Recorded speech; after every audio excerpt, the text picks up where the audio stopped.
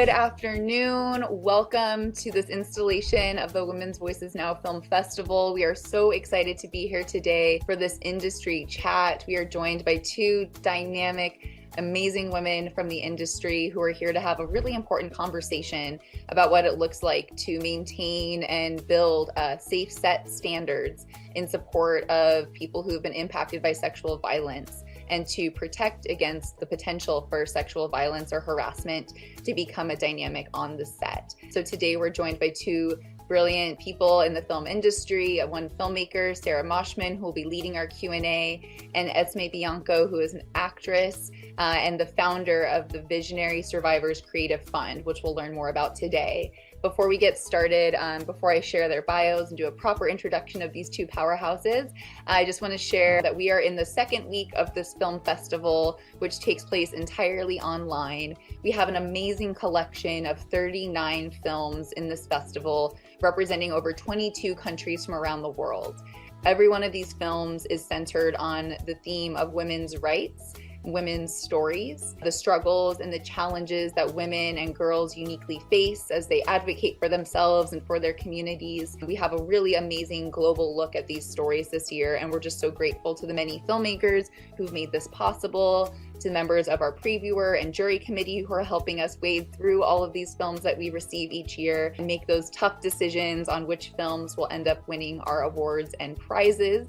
We give away $13,000 in cash prizes each year in our festival, and we'll be making all of those announcements about which awards are won on April 25th at our awards ceremony. So we hope you're back with us. And next week, we will be doing another special event with members of our jury who will be shedding light on the process of being a jury member, of the importance of witnessing film, especially women's stories in film, and the work that we can all be a part of in helping amplify those stories through our work of reviewing and uplifting our film critiques. So really excited about that event next week. And all month long, you'll have the opportunity to access our online film collection where all these films exist and watch them. So if you haven't yet gotten a ticket, we encourage you to do so. If you're here today, it's because you have a ticket, and we're grateful for your participation in the festival.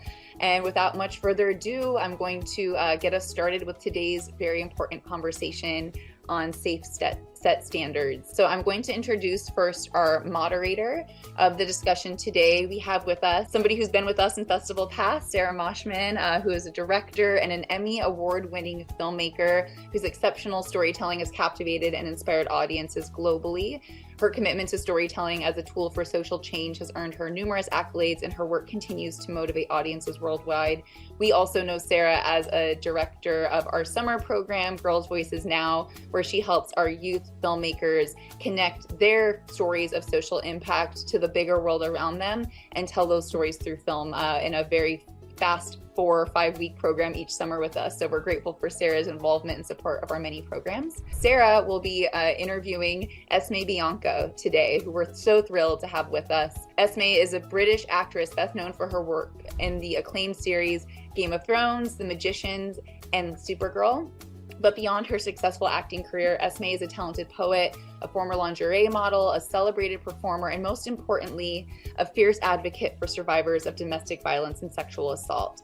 Esmé led the campaign to pass the Phoenix Act and the Phoenix Act II, both of which extended the statute of limitations on domestic violence crimes in California. And in 2021, Esmé bravely came forward as one of the 16 women who went public about sexual violence perpetrated by Brian Warner, better known by his stage name Marilyn Manson, enduring a highly publicized legal battle. But Esmé's passion for empowering survivors has led her to her latest venture, the Visionary Survivors Creative Fund, which is a nonprofit organization dedicated to healing by investing in diverse survivor-led creative projects. So we could not have two better people today to have this conversation, and I'm so excited to turn the floor over to you both. Thank you for your time today. Welcome everyone, welcome Esmé. Let's start with, if you want to give us more about your background, but also I guess the big question is, what was your experience like on Game of Thrones, this like prolific television show that was very much in the zeitgeist? I can imagine it could be, different than people think or reflect on, or, very much an honor to be a part of, but there's a lot more nuance, I'm sure, behind the scenes of what the experience is actually like to be in those spaces and to play that character. So tell us a little bit more about what your experience was like on the show, or anything else from your incredible filmography. Yeah, thank you, Sarah. I mean, my experience on Game of Thrones, it was interesting. I came into acting in a roundabout way. I had always wanted to be an actor, but I didn't come from a artistic family. I didn't go to drama school. I studied drama and theatre arts at Goldsmiths College, and I actually got really into performance art first before I started acting. And so I was doing crazy performance art shows at clubs in London, and I got into burlesque performing kind of entirely by accident, right as the burlesque craze began in the early 2000s. And in a way that really set me up for the experience of Game of Thrones, because I was pretty comfortable in my body. I was used to doing burlesque shows where I was like, taking my clothes off in front of like thousands of people.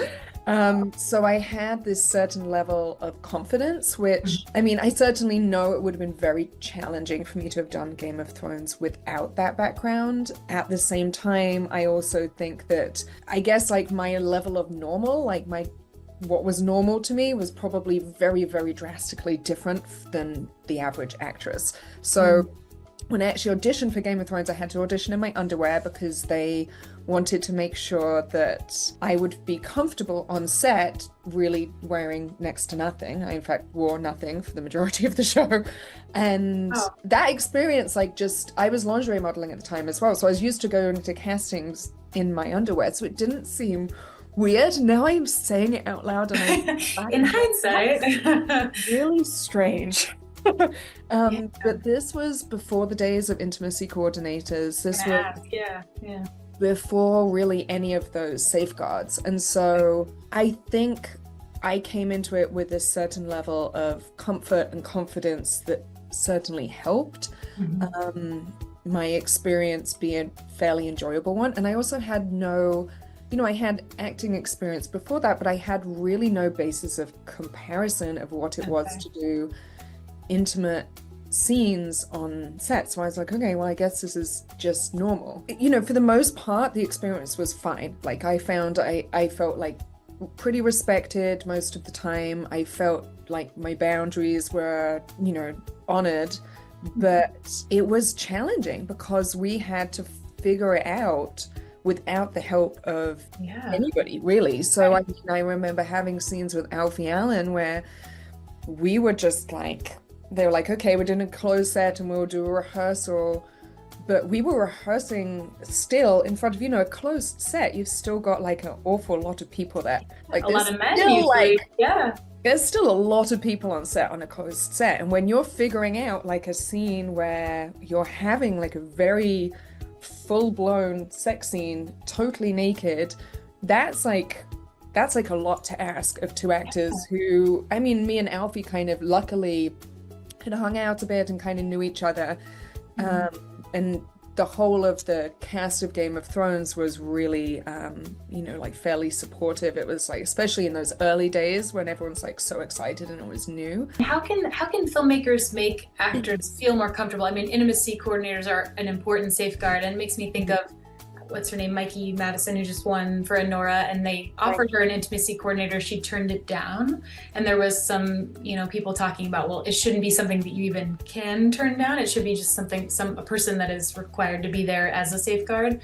But just curious, like, what are those ways that a filmmaker, that your fellow actors can make you feel safe, make you feel more comfortable on set when there is nudity, when there is simulated sex, when there are these very bizarre scenarios where you are the center in a room, I'm assuming filled with mostly men, that are looking at you in that way, that could be saying inappropriate comments, potentially. I mean, even though you were used to that in some ways from the burlesque background, I'm just curious if you can articulate for us like how someone can create that feeling of safety. I think the absolute fundamental thing is communication with the actors, and I think it has to be done ahead of time. So, I mean, really, there was like one incident where Daniel Minahan, who directed a lot of Game of Thrones, he had come from the L Word. He had directed the L Word before that, which had a lot of sex scenes in it.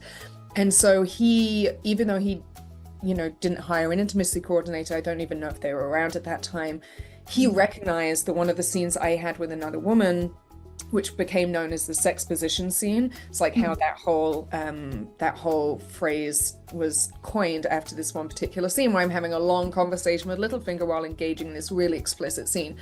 And he recognized that it was going to be challenging, so he actually arranged for us to rehearse offset the day before.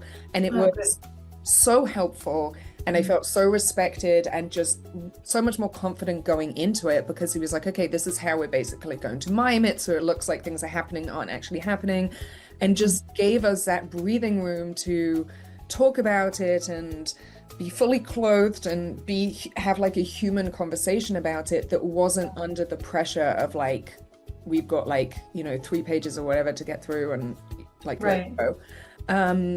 So I think that's like the number one thing, because the times where I did feel like uncomfortable was, for example, in one of the scenes I had with Alfie Allen, and this is like fairly explicit, so warning, but he's like fully naked, and when he steps away from me, what I didn't know is that they'd given him like lube or something to put on his penis, so his penis was glistening to make it more realistic that we'd just finished having sex.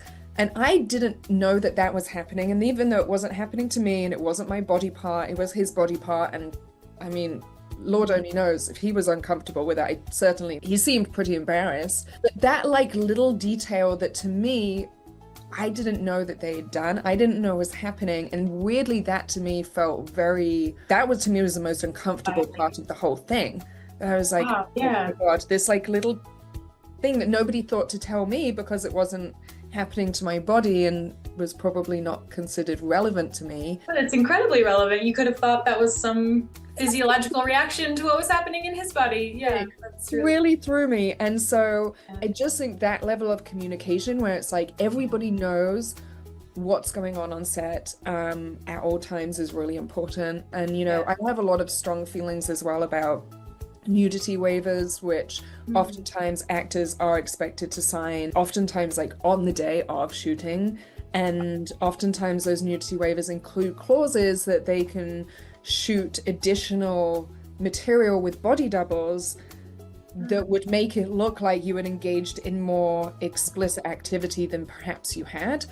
And those things to me just feel deeply wrong, and I really think on the day you don't have time to consult with a lawyer or think about it. You're definitely being pressured into that then. And this happened, and I don't know now if the standard is better, but I certainly know for myself that was some of the stuff I was facing, and that just feels like it's not giving anybody the grace that they need. And when you're an actor and you're constantly singing for your supper, and oftentimes you feel like you're one of the lowest rungs on the totem pole in terms of power, to be able to advocate for yourself. And I refused to sign nudity waivers on set, and it held up like entire days of shooting, and it was awful, and it was very uncomfortable. Good for you.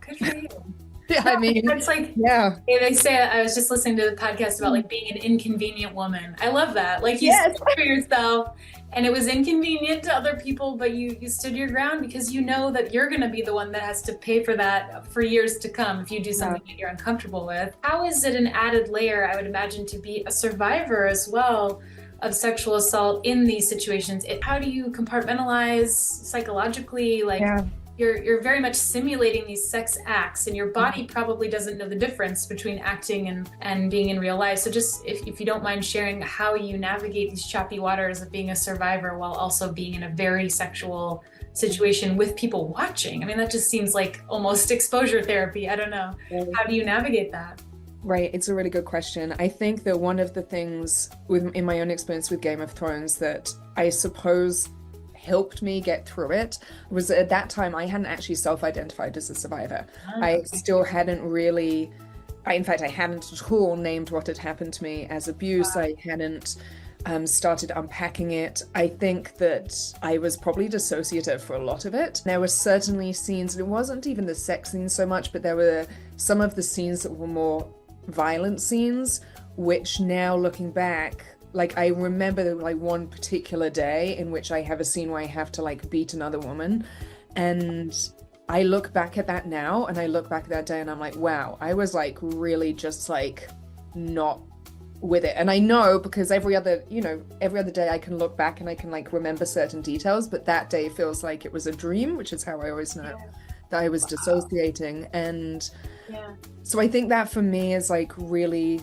one of the important pieces that we need to look at, because it's not just about the actors, it's about the crew, it's about everybody else who is the writers, the director, everyone else who's like participating in the making of film and television. Every single one of those people could be a survivor. Every single one of those people could have their own trauma that they're processing. It's not necessarily around sexual scenes, it could be around violent scenes. That I really think at the moment the process of filmmaking is really back to front, because it's a human-centered process that's supposed to be really about art and about understanding the human experience, and yet we're making film and television in really a very inhumane way that doesn't allow space for the very people making it to have their own human experience in the process. And so, something I think is really important is like having emotional support people, whether that's like therapists or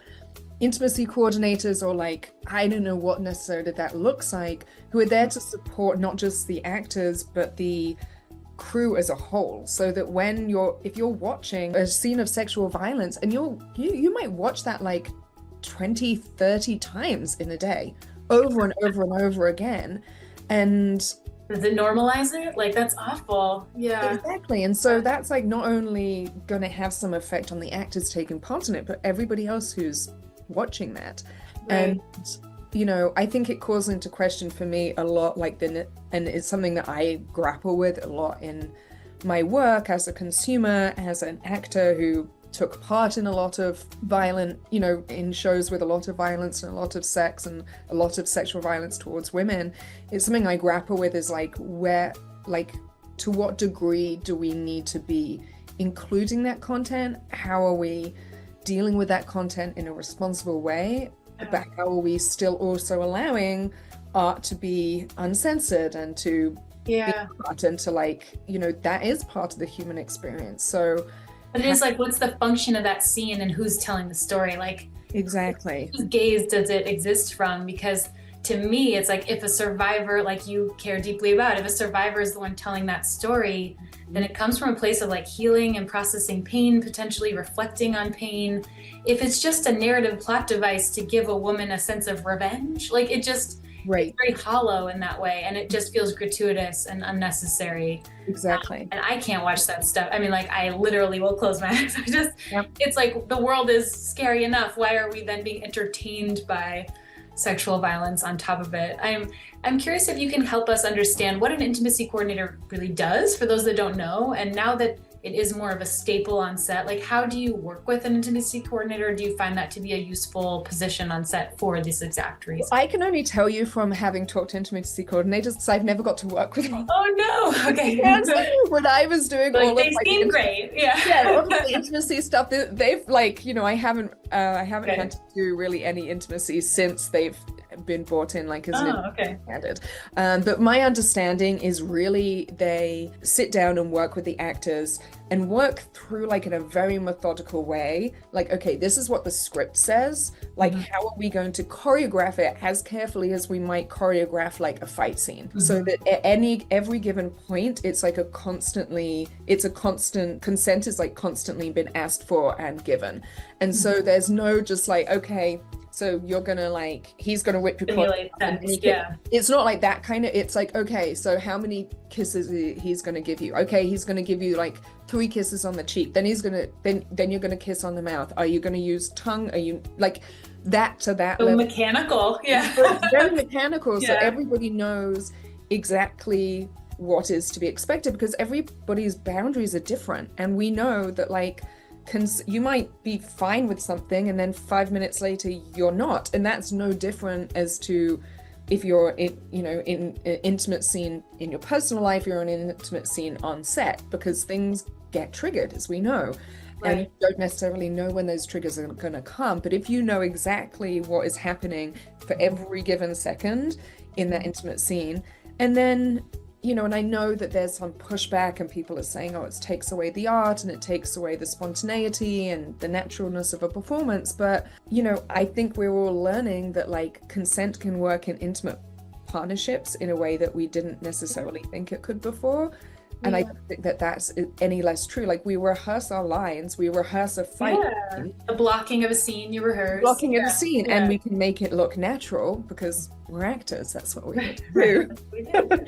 There's no a couple takes if you plan it out. You don't have to simulate the scene so and there's many no times. reason that an intimate scene should be any different. And in fact, like now, if I consider if I was ever to do an intimacy scene again, oh, how nice that would be, because I wouldn't have to worry about it. If I'd rehearsed it to every split second and the other actor I was working with knew exactly this is what we're doing, this is what's okay, this is what's not okay, and someone was constantly checking in with me, I think I'd feel a whole lot more relaxed because I know exactly what was coming. I wasn't going to have any surprises on the day. So that is from my understanding, and if there's any intimacy coordinators present who would like to speak up, and hear from them, because that's just my understanding from having working with them. And what would you say if we look to the future or even the present? You know, what do you want to see more of on set? What describe a very safe set? You know, is it where the gatekeepers are in collaboration more with the actors? Is it, you know, having meaningful collaboration to the blocking? Like, how can we create a more beautiful sense of safety, especially for women on set, whether there's a sex scene or not? Truly, just in general, like being able to feel like your needs matter, being an inconvenient woman is okay, you know, just being able to advocate for yourself. Like, what kind of things do you want to see on set more in the future? That's a great question. I think 100% more women and more diversity is like the absolute number one thing. At the moment, we are telling stories so often from like one side. It's still the male gaze so frequently, even when it comes to matters of sexual violence and women's issues. And I shouldn't say women's issues because they're everybody's issues. Yeah, issues that impact women. Yep, I do the same thing. Issues that impact women, thank you. Yep. And I think that that's the absolute number one key, because I think when you're in a workplace that like has a broad, diverse group of voices, and when you have like a diversity of genders and a diversity of like people across the like spectrum of gender and sexuality, you instantly start creating safety because you have a whole group of different voices taking care of that set. And also it makes it easier to speak up. It makes it easier to advocate for yourself if you're feeling uncomfortable, when there's people who you can relate to at work with you. Right, when you're the only one in the room, there's no motivation to speak up. You just have to become part of the group, and that homogeneous point of view is so overwhelming. If they all think it's funny or sexy or interesting or, you know, compelling, then you also, like you said, you're singing for your supper. You've been waiting to get that job. You got your big break, you know, you got on the show, and then what are you going to stand up and be like, I don't like this line, I don't like this position. That's so difficult. I just don't think people really see the whole ecosystem in which women are silenced or pushed aside. Absolutely, so important, because that power hierarchy is what keeps women silent in not only the film industry, but so many industries and in our culture as it stands right now. And so the more we can have women in positions of power on the set, the easier it's going to be for the true experience of women to start shining through. And that's why it was like so exciting to me, like the work that Women's Voices Now is doing, because we are starting to see these stories of women being told by women, which I'm so passionate about. Like the story, like I don't want to watch a sexual assault scene that was written by a man who's never been sexually assaulted. Sorry, I just don't. Like for me, what can I possibly learn from that? Like what can I possibly take away from that? Because if you actually allow survivors to like make their own creative projects, if I was to tell the story of like my sexual assault, that's not how I wouldn't shoot a rape scene. That is not the story I would have to tell. And I might tell that part of my story because I think it's important for self-identification for other survivors. It's important for, it's a piece of my reality. It's a piece of what happened to me. But there's a way that I would tell that story that is uniquely different, because it's mine. You wouldn't eroticize it. You wouldn't, sexualize it further. And Use it as because a plot device. Yeah. Right. And I would like, and the same way that if you put a group of survivors in a room together and they talk about their trauma, they don't talk about any of the bits that you think they're going to talk about. They'll talk about like, oh, I was sitting up floating on the ceiling watching the whole thing happen to me, and every other survivor, oh, me too.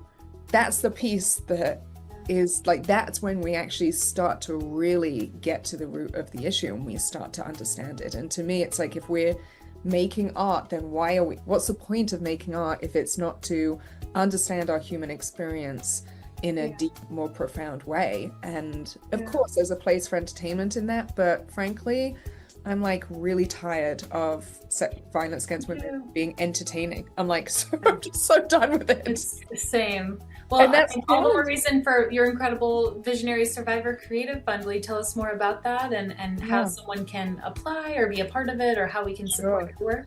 Thank you. So we're very new. We're a new nonprofit, and our mission is to empower survivors of abuse by giving them the financial support and the backing that they need to bring their creative projects to life. So everything from film, television, documentary, art exhibits, writing workshops, really anything that allows survivors to express themselves creatively, because I really believe that these stories need to be told, that they need to be shared, and that survivors are the best ones to share them themselves. So we're very new. We're not publicly launched yet, so I'm kind of in the beginning stages of like trying to figure out how to run a nonprofit and to get as far as public launch. But we've been running some programs. We did a series of screenings, documentary screenings at Occidental College, which was in partnership with Women's Voices Now and a number of other nonprofits.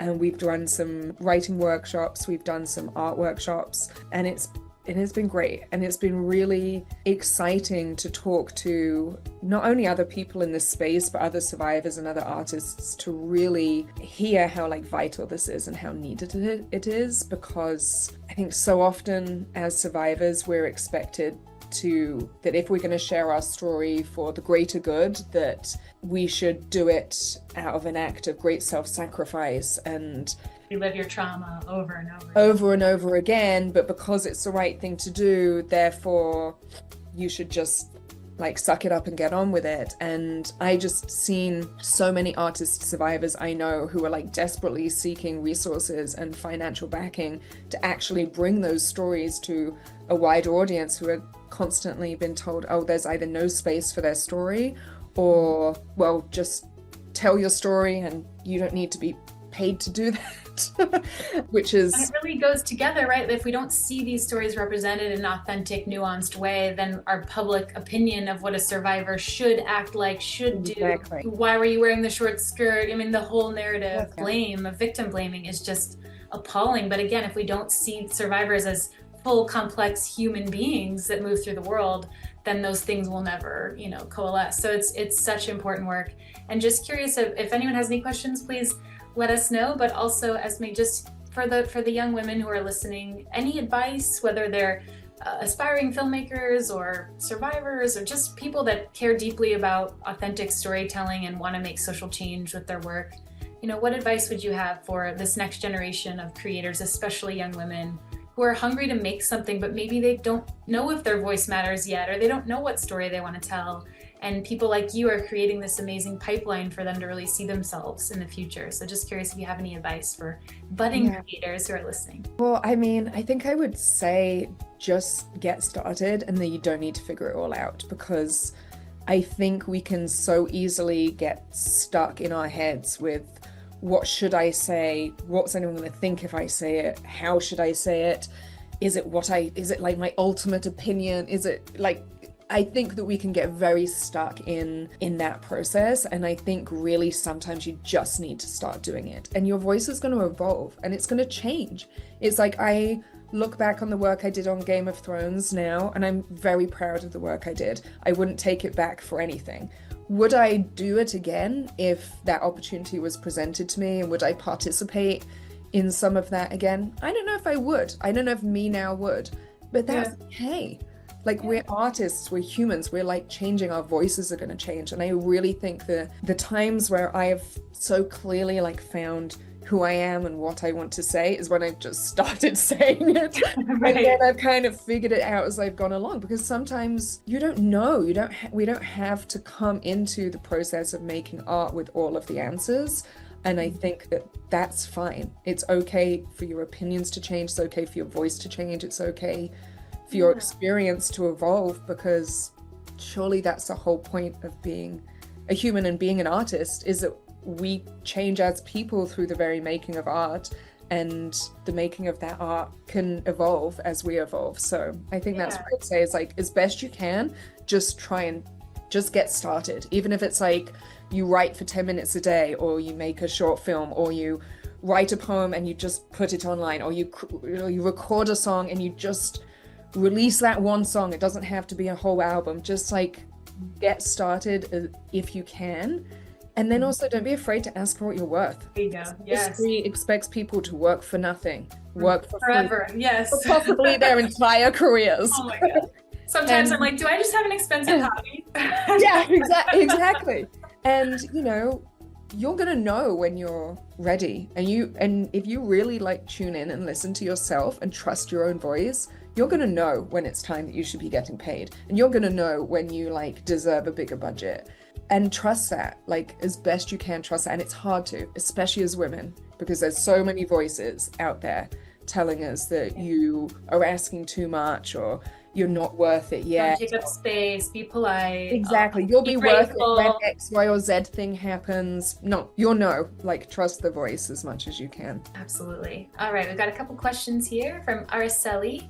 Hi, Esmé. During your time on set, what has been the atmosphere of authority when you feel uncomfortable? When you question something as an actor, what roles on set have the power to change something on the spot to make you more comfortable? Good question. That is a great question. And it depends a lot on the set. I think every set is slightly different. You have some sets where the director has a great deal of control on the day. You have sets where the director has like next to no control, and it's the showrunners who are making all of the calls. One thing I would say is try to, as much as you can, try to figure out that dynamic as early as possible in your experience being on set, so that if you start to feel uncomfortable or if things start to go sideways, you kind of know who your go-to is. Because I think your allies are. Yeah. And I think, and a lot of the time you can do that like sitting in the makeup chair. It's like one of my top recommendations is the makeup artists. The like center of the universe right there. They know. So you can sit there and you can be like, okay, so you can kind of get a bit of information of like, just by chatting, like who's calling the shots here, like how does it work? I think that's like one of the best things that you can do. Don't be afraid to like talk to your representatives. Like at the end of the day, your reps as an actor are the people who are supposed to do this for you. Okay. So have reps that you have the kind of relationship with where you can call them up, whether it's like the middle of the night on their cell, and be like, stuff's starting to go sideways, because that's what your reps are there for. I've had reps in the past where I did not feel comfortable doing that, and that was not the kind of relationship you need with your reps. You need the kind of relationship where you can call them on a cell phone in the middle of the night and be like, I do not feel good being on set. What do I do? So I think that's always a good one, because sometimes it is hard to figure it out. And sometimes the people you'll tell somebody, oh, XYZ thing feels uncomfortable, and they're like, yeah, okay, great. And then nothing changes. They're like, we got to make our day, you know? Okay. And I think ultimately, really don't be afraid to be an inconvenient person. And I know that's incredibly, incredibly difficult to do, especially as an actor, especially as like an actor who's maybe beginning in their career, because you don't want to be seen as a troublemaker. The times that I have had to do that, and I have had to close my dressing room door and I'm like, I am not coming out till this is figured out, it really sucks, and it goes against every instinct. Every fiber of your being, but you did it. But I did it, and I'm really glad that I did it. Because then I know that I was true to myself in that moment. But be forgiving of yourself. It's a really difficult environment. It's really tough. But at the end of the day, your reps and your union as well are the people that's their literal jobs, is to advocate for you. So if they're not advocating for you, then get new reps if you can. I hope that's helpful and Absolutely. some question. And then question from Miss Heidi, how can we use our consumer power to shift the paradigm on the use of sexual violence in film and TV? I always like to think like our view is like our vote, you know, we use our dollar as power. How do you feel like we can start to continue to shift the paradigm towards away from using sexual violence in film and TV? That's a great question. I think supporting independent films made by women, like the films in this festival, 100% like the best way you could do it. Whether that means that you're like going to independent film festivals, you're attending online film festivals like this, you're like paying like, you know, to rent a film through a filmmaker's platform through their website, I think, or subscribing to Patreon or some of these kinds of platforms. I think that's really, really important. And I, to a certain degree, I'm starting to get to that place where I'm like, I'm streaming a show and I'm like, I don't know what's going on here. I'm like doing a bit of unsubscribing.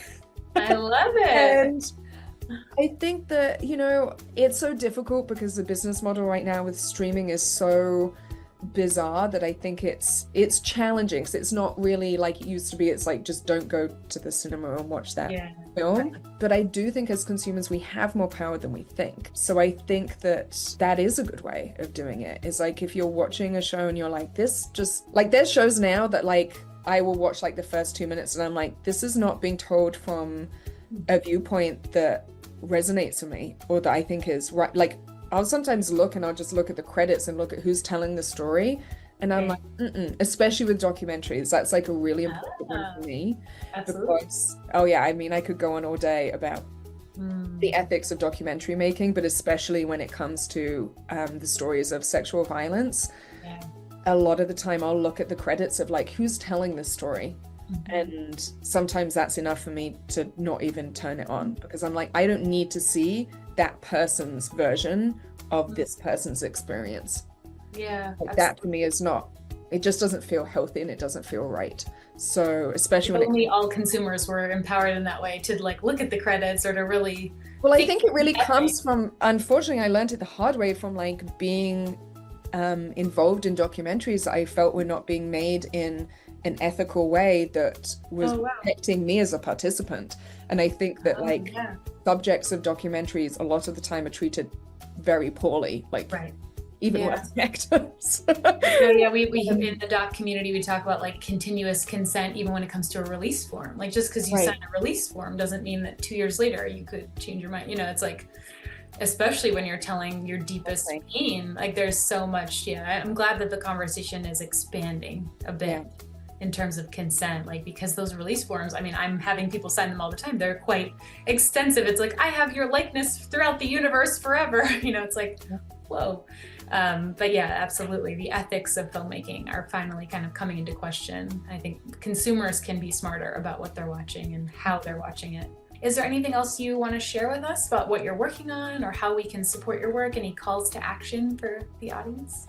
I don't think so. I think just keep supporting, you know, these kinds of films, you know, keep supporting films made by women, made by diverse voices, like seek them out. Like, and I think that I know for myself is that the temptation is so easily after a long day just to like stick on like whatever it is that Netflix has recommended to me and just zone out.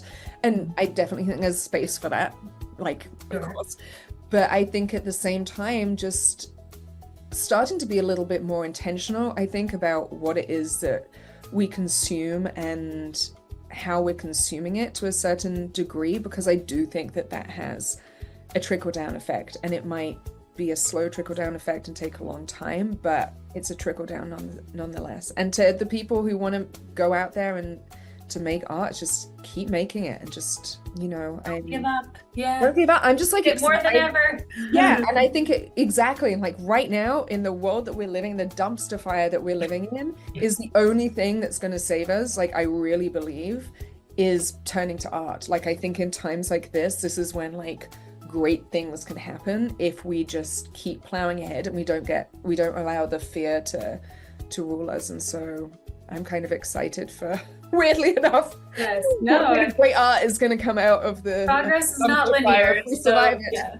absolutely. I'm going to invite Miss Chelsea back to the Zoom, but thank you so much, Esmé. This was such an illuminating conversation, and just thank you for doing the work that you're doing and just existing in these very male spaces and being able to be that inconvenient woman. I think that's the key word from today. I know, I'm going to be more of an inconvenient woman in my life. Thanks. Yeah, I'm going to try harder to be more inconvenient, I think. That's going to be my motto for the year. Thank you both for such an impactful conversation. I am floored at what we just listened to and so excited that this conversation unfolded and kicked up some really amazing starters for future conversations. I think that we're especially excited to have the role of conscious consumption, which I think is what an audience like we're galvanizing it through this festival can really be thinking about in new ways and the choices they make outside of it. But there's just so many parts of the ethical documentary filmmaking or filmmaking in general. So we're so grateful to you both for everything you shared with us, and thank you for making time to have this conversation as part of the festival. And thank you to the folks who are watching today. As I mentioned at the top, we have many more events coming throughout the rest of this festival, and there's plenty of great content for you to take in and consume consciously and in support of women filmmakers and storytellers all around the world. So thank you all for the time today. We will end our session, let you get back to your day and your film watching, and thank you all. Take care. Thank you so much. Bye, Esmé. Nice to meet you. Thank you. Bye. Thank you so much for having me.